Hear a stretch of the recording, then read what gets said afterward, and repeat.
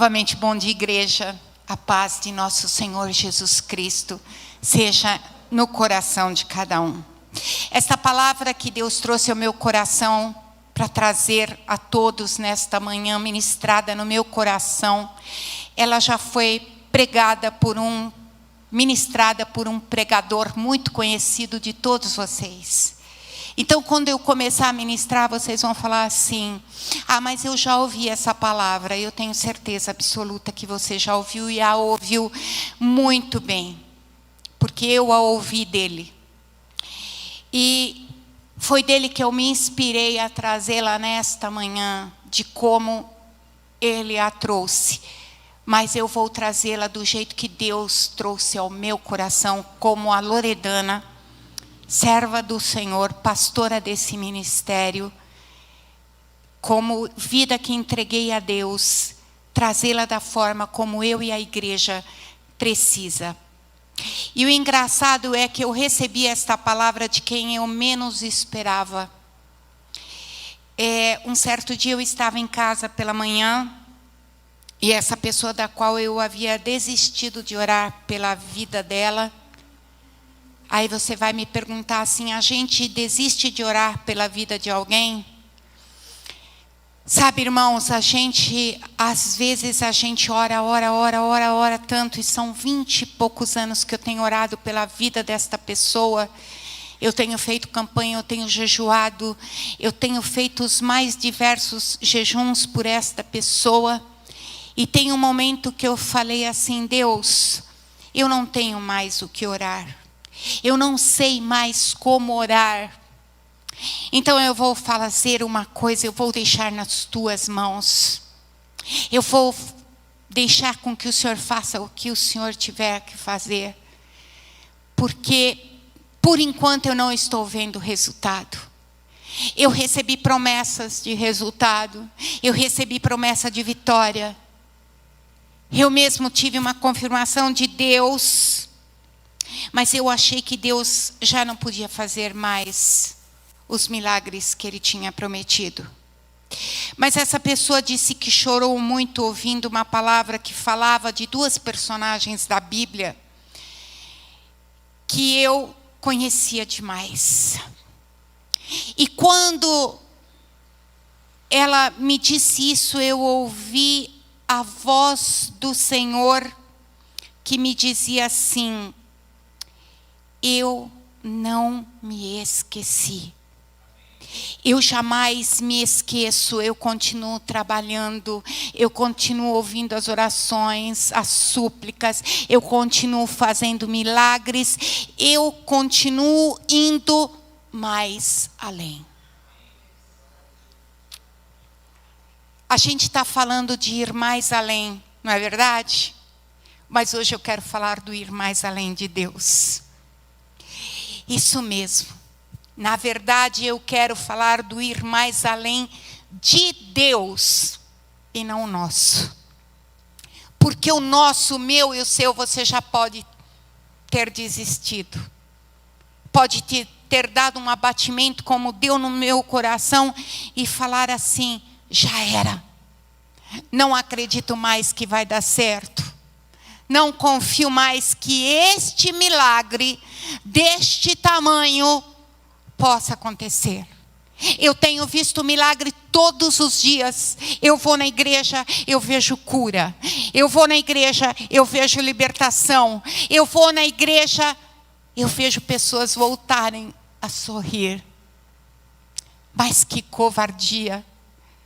Enquanto eu ministrava, enquanto eu adorava a Deus, enquanto eu levava multidões para o Senhor, o diabo atingiu um dos meus. Então, eu disse assim: já era. Quantas vezes você pensou assim? Já era, acabou, já foi. Mas eu queria que nesta manhã você pudesse acreditar e lembrar do mais além que Deus foi um dia na sua vida, e do mais além que Ele ainda pode ir. Amém? Você acredita nisso? Se você não acreditasse, você não estaria aqui. Você não está aqui por acaso. Você está aqui porque Deus te chamou. Você não está aqui porque teve um café de manhã maravilhoso para o Dia das Mães. Como homem você veio acompanhar, como jovem você veio ajudar a servir. Você veio aqui nesta manhã porque Deus te chamou. Você está assistindo a live neste momento. Não sei se é ao vivo ou você vai ouvir mais tarde. Porque Deus te chamou para ouvir esta palavra. Porque Deus é insuperável. Ele é extraordinário em fazer coisas impossíveis se tornarem extraordinárias. Ele é especialista nisso. Sabia? De fazer coisas impossíveis se tornarem extraordinárias. Por isso, nesta manhã, mesmo sendo Dia das Mães, eu não irei falar do agir de uma mãe biológica. Porque às vezes nós nos focamos somente em mães biológicas.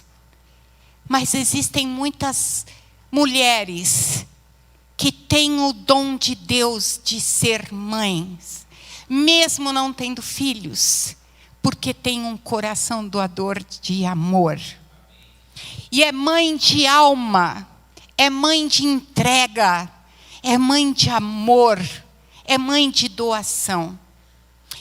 E como essa ministração veio até o meu coração, eu senti de transmiti-la. E eu peço que o faça da maneira mais sincera, mais verdadeira, mais temerosa.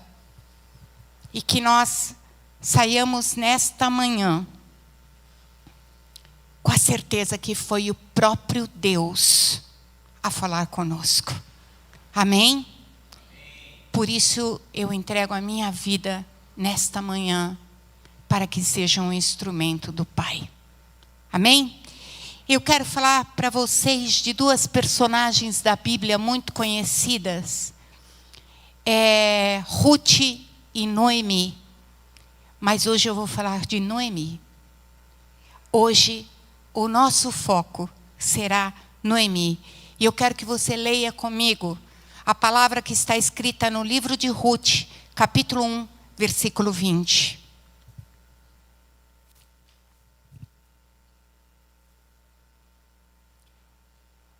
Não pense que eu vou ministrar igual Dave, né? Dave Leonardo. Deus dá uma coisa nova para cada um. E dá uma expectativa da palavra. Ele foi a minha fonte de inspiração, mas a fonte dele foi a mesma que a minha, a palavra de Deus. Amém?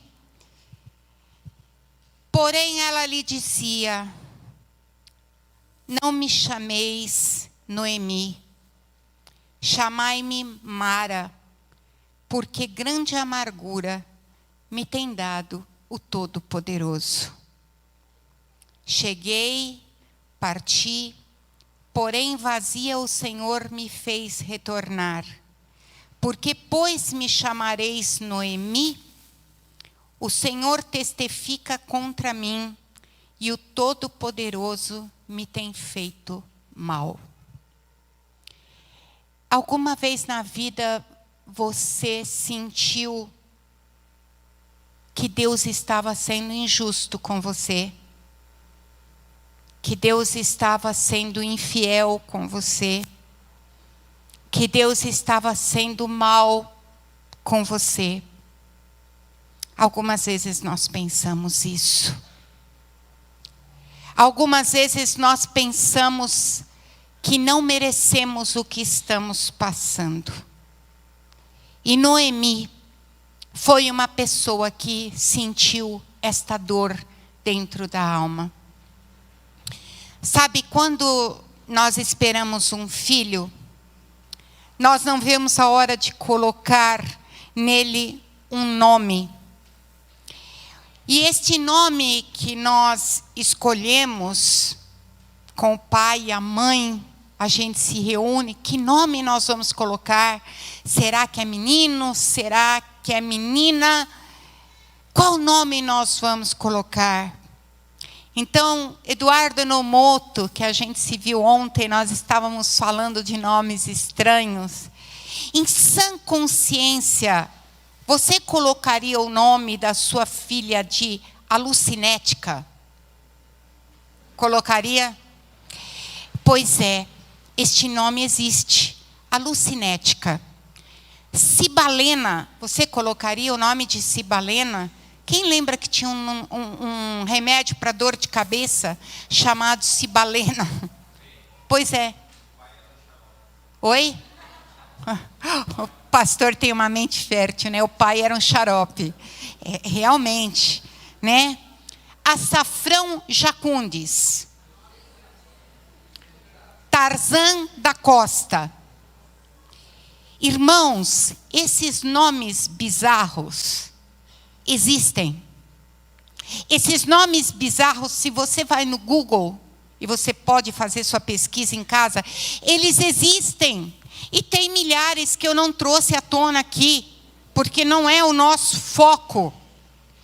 Mas existem nomes absurdos que as pessoas colocam sem saber o peso espiritual que isso causa na vida de uma criança.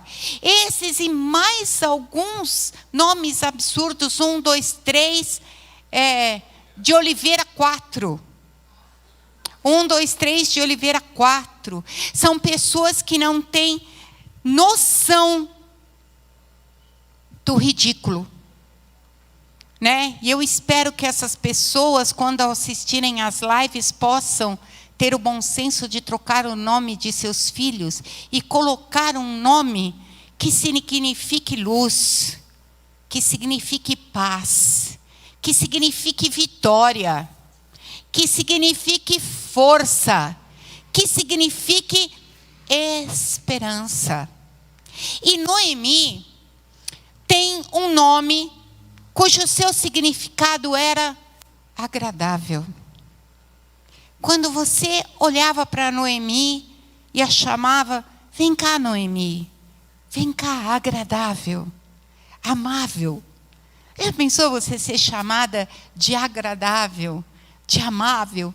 Você tinha que dar conta do recado, de ser isso, de ser agradável, de ser amável. E talvez ela fosse tudo isso, quando tudo lhe ia bem, quando o vento era favorável, quando a sua vida era perfeita, quando os problemas não haviam assolado a sua porta. Mas um belo dia ela disse assim: não me chamem mais de Noemi. Noemi não me pertence mais, porque eu não sou mais agradável. Eu sou amarga. Eu sou amarga, eu virei amarga. Não me chamem mais de Noemi. Me chamem de amarga, porque foi isso que eu virei agora, depois de todas as tragédias que eu passei. Essas são aquelas histórias que você lê e entende que você não tem problemas. Ou que seus problemas são pequenos demais para reclamar. Quando a gente olha essa história de Noemi, a gente vê que os nossos problemas talvez não sejam tão grandes quanto a gente pensa que são. Mas, como cada problema é um grande problema na vida de cada um, talvez cada homem aqui, cada mulher desta igreja, já se sentiu amargo em algum momento. Eu não vou pedir para você levantar a mão, eu vou pedir para você curvar a sua cabeça e pensar qual foi o momento da sua amargura. Porque eu acredito que um dia na sua vida ela tenha chegado. Neste dia talvez você quis trocar o seu nome e falar assim: eu não me chamo mais Cris. Eu me chamo Amarga. Eu não me chamo mais Lilian. Eu me chamo Amarga. Eu não me chamo mais Loredana. Eu me chamo Amarga. E eu queria compartilhar essa história que está no livro de Ruth, mas focando na vida e na mulher de Noemi, compartilhando as dores de cada detalhe vivido e ir além de Deus. O ir além de Deus quando tudo, mas tudo mesmo, parece perdido. Noemi é casada, tem 2 filhos. Viveu no tempo de juízes em Israel. Viviam numa abastada família em Belém de Judá. No entanto, houve uma grande fome em Belém, cidade do pão. O que fez com Elimeleque esposo dela, Elimeleque, resolvesse se mudar daquela região em busca de melhores condições de sobrevivência para sua família. Você teria feito o mesmo? Tem fome na região de Vargem Grande Paulista. Não tem emprego. Está devastada. Está destruída. Mas Cotia, o que não é o caso, porque está muito perto. Mas Cotia tem pão. Cotia tem emprego. Cotia tem prosperidade. Eu vou pegar minha família, vou reunir, vou deixar tudo em Vargem Grande, vou deixar meus amigos, vou deixar minha igreja, vou deixar meus pais, vou deixar minha parentela e eu vou para Cotia. Vou tentar a minha vida lá. Vou tentar uma sobrevivência melhor. Porque naquela época, o povo de Israel vivia um grande período de instabilidade. Porque após a morte de Josué, quem lembra de Josué da Bíblia? Após a morte de Josué, os israelitas se envolvem em frequentes casos de infidelidade e rebeldia contra Deus. E isso refletia uma decadência moral e política. E nesse período, Deus levantou grandes homens para libertar o povo da mão dos opressores. Mas logo que desfrutava da bênção, da providência de Deus, o povo voltava ao seu estado de rebeldia. Na quinta-feira, a Cris estava ministrando aqui. Muitas pessoas querem bênção, poucas pessoas querem o abençoador. Poucas pessoas querem estar com o abençoador, porque estar com o abençoador requer um posicionamento de vida. E pessoas só querem bênçãos. Bênçãos. Então, Deus levantava grandes homens para libertar o povo da mão dos opressores. Mas na primeira oportunidade de bênção, o povo voltava para rebeldia, que é pecado de feitiçaria. O nome Belém significa casa do pão, do original Bet, casa, e Helen, pão, Bet Helen, casa do pão. Mas no período em que Noemi viveu na casa do pão, havia fome. Olha que coisa. Na casa do pão havia fome. Aquela situação difícil era justamente resultado da rebelião dos israelitas. Ou seja, era um juízo da parte de Deus. A família de Noemi vai para uma cidade de Moabe, buscando uma vida melhor. Mas foi lá que ela encontrou a sua maior tragédia. Você já pensou você largar tudo aqui? Você vai para uma outra cidade e ali você encontra a maior tragédia da sua vida. Tudo que podia acontecer com Noemi, acontece. Não é possível saber quanto tempo se passou desde que aquela família chegou na cidade de Moabe até o dia em que ela ficou viúva. Seu marido morreu. Irmãos, quando eu perdi meu pai, eu tinha 17 anos. Minha mãe era casada há muito tempo e meu pai tratava minha mãe feito uma princesa. Meu pai fazia café da manhã todas as manhãs para minha mãe. Olha a dica. E quando meu pai morreu, a minha mãe chorava demais.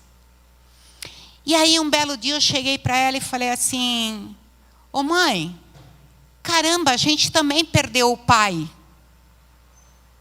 Não é só você que está sofrendo. Não é só você que tem o direito de chorar. Ela falou assim para mim: filha, vocês ainda vão viver uma história. Vocês são jovens. Vocês ainda vão viver uma história. Planejamento, futuro, amor, companheirismo. Mas a minha acabou. Acabou aqui. Porque eu não tenho mais o meu companheiro. Os sonhos que eu tinha com ele, a história que eu tinha com ele, acabou agora. E eu me sinto só. Foi isso que eu ouvi da minha mãe. Então Noemi ficou viúva. Já foi um grande baque para Noemi ficar viúva, sem um marido que a sustentava, sem um marido que lhe era de apoio, sem um marido que lhe era de companheiro. Mas a Bíblia informa que a tragédia não era só aquela. Malom e Quilion, seus 2 filhos, também morreram. Assim, Noemi, que já era viúva, acabou completamente desamparada, sem maridos e sem filhos. Irmãos, eu quero perguntar uma coisa para vocês. Vocês já imaginaram perder 2 filhos? Eu não quero nem pensar. Nós estamos preparados, entre aspas, para perder os mais velhos. Nós nascemos sabendo que um dia nós vamos perder tios, avós, pais. E mesmo assim, quando acontece, nós desmontamos. Mas imagine um círculo contrário, perder os filhos. E Noemi perdeu 2. O mundo de Noemi desabou. Ela já não era mais agradável. Tudo que ela tinha tinha sido tirado. Ela tinha deixado sua terra para cuidar do seu patrimônio com o marido numa outra terra, outros costumes, outra vida, e de repente o homem com quem ela esperava viver para sempre morreu. Seus 2 filhos, sua herança. Quando a gente olha para os filhos, sabe o que a gente vê? A nossa herança. A gente olha para eles e vê o que a gente não pode ter sido. A gente espera neles aquilo que a gente não foi. A gente tira nosso para dar para eles. E seus filhos haviam morrido, ela não podia contar com a ajuda mais deles. Deus havia deixado ela sozinha. Deus havia feito dela amarga. Deus tinha sido injusto com ela. Tudo que havia restado de Noemi eram 2 noras, Ruth e Orfa. Mas elas não poderiam ajudá-la. Elas não poderiam sustentá-la. Noemi se vê só, perdida, desamparada. Seus sonhos haviam chegado ao fim. E Noemi é o retrato de muitos de nós, homens e mulheres. Eu estou falando de Noemis espirituais. Eu quero que a igreja entenda, eu quero que você de casa entenda. Nós estamos falando de Noemis espirituais. Que sonhos são terminados, sonhos são perdidos, de dores na alma, de solidão no meio da multidão, de angústia, quando muitos estão cantando, estão se alegrando, e você está com o coração arrebentado. Acabou. Esse é o retrato de Noemi. Esse é o retrato de muita Noemi de hoje. Homens e mulheres. Noemi não consegue mais ver o que Deus criou. Ela enxerga somente o amargor. Ela se enxerga morta, sem esperanças. Sabe a história de Elimeleque? Lembra muito a história do meu pai, de uma certa forma. Meu pai, com 2 filhos homens, a Itália, final de guerra, destruída, tem uma oportunidade de vir para o país das maravilhas, o país dos sonhos, o país das oportunidades. Mas vir para o Brasil significa deixar para trás a sua família, o seu emprego de oficial da Marinha Italiana, o seu cargo. Significa deixar as suas raízes, a sua cultura, o seu universo. Significa deixar para trás o mar que ele sempre viveu junto a ele. Aquele mar azul que somente lá existia. Aquele peixe. Ah, meu Deus, aquele peixe. Aqueles queijos, ouvir a tarantela quando ele levantava de manhã. E vir para um país que ele não conhece a língua, ele não conhece os costumes, ele não sabe o que cantam, o que falam, como acordam. E de repente, o oficial de marinha não consegue o emprego. Ele tem que trabalhar de operário na Pirelli. Ele não consegue se adaptar ao idioma. Ele não quer falar português. Ele se recusa a falar português, porque ele sente que algo foi arrancado da vida dele. Ele tem que fazer novos amigos, ele não consegue, porque ele não fala o idioma. Amigos deles são os mesmos italianos que trabalham na Pirelli, com cargos acima dele, que o humilham o tempo todo. A escola das crianças, tudo muda. Tudo é diferente. Voltar atrás para o seu Oscar não dá. É muita humilhação. Ele era oficial de marinha. Não dá para voltar para a Itália sem nada. Ele tinha vendido tudo. Ele tinha dado o cachorro embora, que ele amava. O pastor alemão chamado Brick. Ele tinha dado embora e o cachorro morreu uma semana depois. De saudade, de amor. E seu Oscar tinha vergonha. Passaram-se mais de 30 anos antes que ele pudesse voltar para a Itália com alguma dignidade. E Noemi não tem nem mais isso. Ela não tem mais dignidade, porque ela é uma viúva. Ela não é sustentada por ninguém. Ela não tem mais filhos que possam sustentá-la. Ela perdeu marido, perdeu filho. Mas ela ouve. Passado o tempo, que o Senhor tinha visitado de novo o povo de Israel. E o período de fome e de escassez tinha acabado. E ela decide voltar, mas não como graciosa, não como amável, não como Noemi, mas como Mara, como amarga, porque ela voltou muito pior do que quando saiu. E ninguém deseja isso. Ninguém deseja voltar para um lugar muito pior do que quando saiu. Isso dói. Isso machuca. Isso é vergonhoso.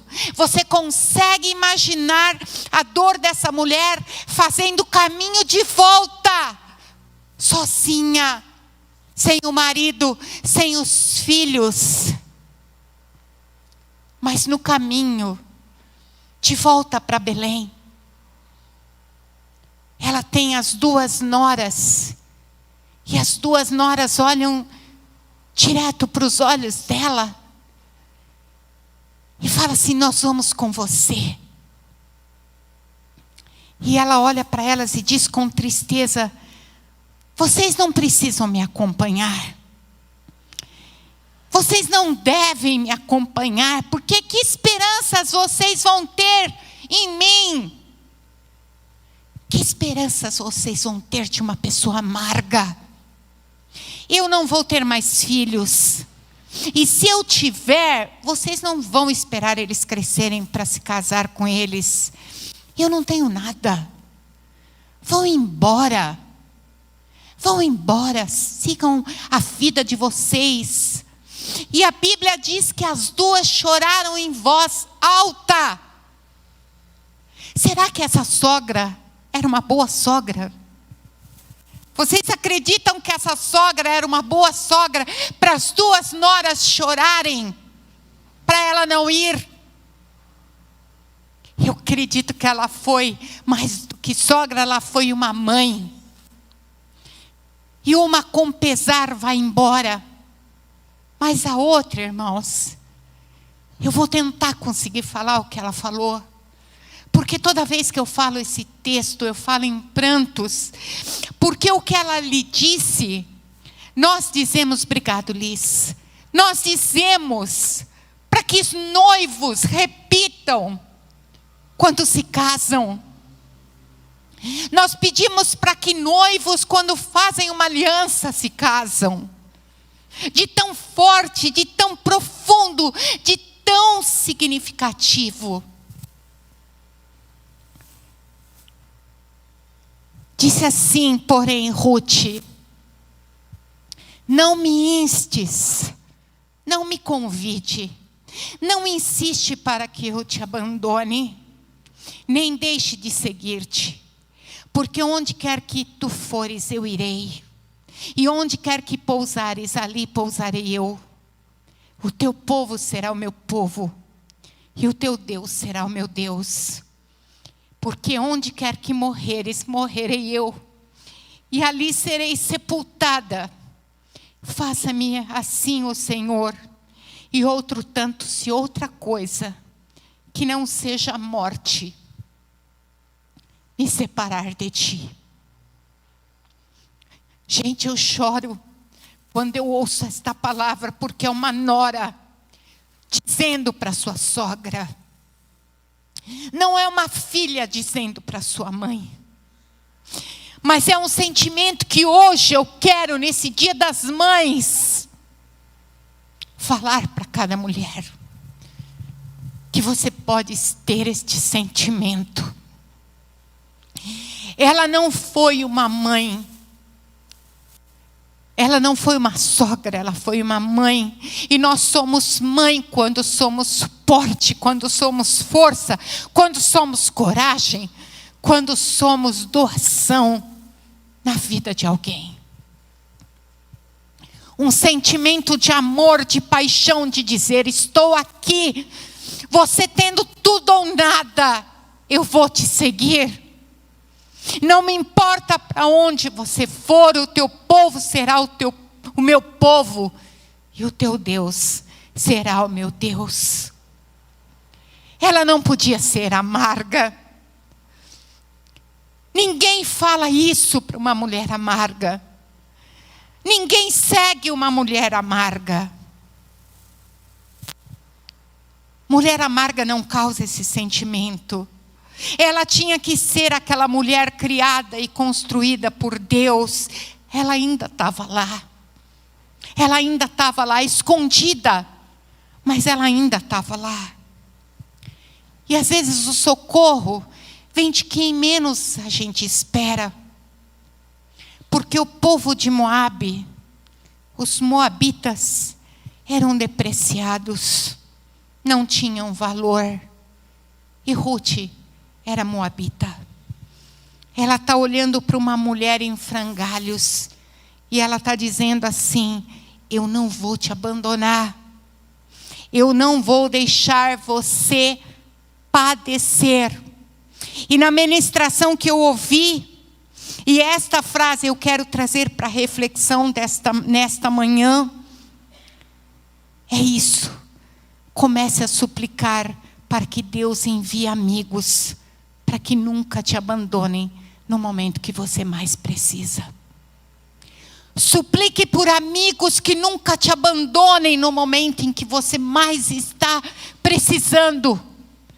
Clame por Rutes na tua vida, para que sejam bálsamos na hora da dor e da solidão. Eu gostaria muito que você trouxesse a lembrança. Quem é a tua Ruth? Homens, quem é a tua Ruth? Essa ministração não é só para mulheres, é para homens.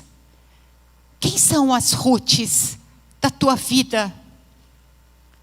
Se você não tem uma Ruth na tua vida, que Deus coloque em mente alguém que seja uma Ruth e te faça lembrar que você nunca está só. E eu estou falando isso espiritualmente para homens e mulheres. Então Noemi, ela chega à cidade e todos estão comovidos pela sua dor, porque todos conhecem a sua dor. Todos sabem do acontecimento. Noemi, ela diz: não me chamem de Noemi. Eu já não sou mais agradável. A história da minha vida mudou minha identidade. Eu não sou mais doce, eu não sou mais agradável. Mas isso é o que ela enxerga naquele momento. E às vezes é o que enxergamos de nós mesmos. É uma imagem distorcida das dores e das feridas que nos causam. E às vezes a gente não consegue largar a agressividade, a nossa baixa autoestima, a nossa frieza, o nosso distanciamento. Mas o que Deus vê é esperança para mudar seu coração e fazer tudo novo daquele que machucou a sua vida. Se você está vendo o fim até mesmo de um relacionamento, Deus vê uma oportunidade de recomeço. Você pode dizer um amém? Ele é perfeito para ir além, muito mais do que podemos imaginar. Feche teus olhos um minuto. Peça assim para Deus: Deus, o que o Senhor vê ao meu respeito? Deus, o que o Senhor vê ao meu respeito? Faz-me enxergar isso nesta manhã. Faz-me enxergar isto nesta manhã. Faz-me enxergar o que o Senhor vê em mim. Vejam só o que este Deus, pode abrir seus olhos. Vejam só o que este Deus incrível, este Deus que você e eu servimos, é capaz de fazer. Em Belém, Ruth, companheira inseparável de Noemi, foi trabalhar respingando no campo no período da colheita, pois a lei permitia que as pessoas necessitadas recebessem esse tipo de benevolência por parte dos mais ricos. Foi neste trabalho que Ruth encontrou no campo que pertencia a Boaz. Boaz era dono deste campo, era um parente rico. Sabe de quem? Do falecido marido de Noemi. Olha só. Então, Noemi orientou Ruth sobre como proceder a fim de que Boaz se tornasse marido de Ruth, com base no casamento levirato, que quer dizer do cunhado em hebraico. E assim ocorreu. A lei do levirato, levir em hebraico significa cunhado. Vamos ver no livro de Deuteronômio 25, versículos 5 e 6. Quando irmãos morarem juntos, e um deles morrer e não tiver filhos, então a mulher do falecido não se casará com um homem estranho de fora. Seu cunhado estará com ela e a receberá por mulher, e fará a obrigação do cunhado para com ela. E o primogênito que ela lhe der será sucessor do nome do seu irmão falecido, para que o seu nome não se apague em Israel. Ruth se casou com Boaz e deu à luz a Obed. E esse primeiro filho do casal foi considerado filho de Noemi.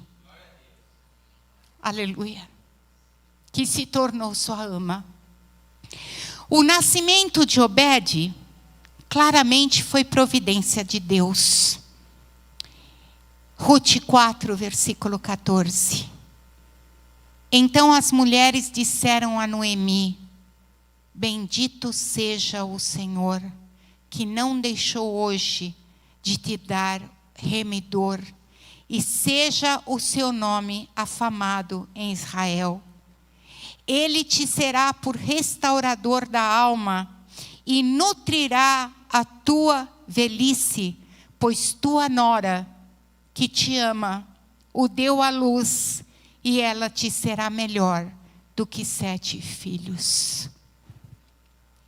Irmãos, o ir além de Deus não termina aqui. Essa criança se chama Obed, que futuramente será o pai de Jessé, que será o pai de Davi. E Davi é da genealogia de Jesus. Quer ir mais além do que isso. Ela se via amara, mas Deus sempre a viu agradável. Noemi faz parte da família de Jesus. Deus muda a vida de Noemi. Ruth não a abandonou, por isso tudo mudou. Eu queria fazer algo nesta manhã.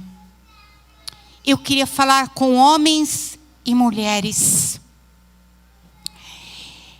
Eu queria que Ruth e Noemi se juntassem agora. Eu queria que você ficasse. Eu queria fazer algo. Existem Noemis nesta manhã. Nós vamos cantar um louvor. E eu queria que, se você fosse uma Noemi, estivesse precisando de Ruth, ou você, homem, fosse uma Noemi e estivesse precisando de Ruth, ficasse de pé. Nós vamos cantar um louvor. Lembre-se de quem foi Noemi. Uma pessoa que era amarga, uma pessoa que estava sofrendo por dores, uma pessoa que não estava enxergando o que Deus vê, uma pessoa que tinha perdido tudo, mas que Deus estava querendo reconstruir a sua vida. Existem Noemis aqui? Vamos ouvir um louvor? Deus, eu sei que nesta manhã existem Noemis, porque o Senhor não mente. E desde o dia em que o Senhor colocou esta palavra em meu coração, o Senhor já preparava Noemis para serem cuidadas. Já preparava, Senhor, meu Deus, porque hoje não é só mais um culto. Hoje é um dia de restauração. Esta manhã é uma manhã de cura. Esta manhã é uma manhã de milagres. Esta manhã é uma manhã de recomeços.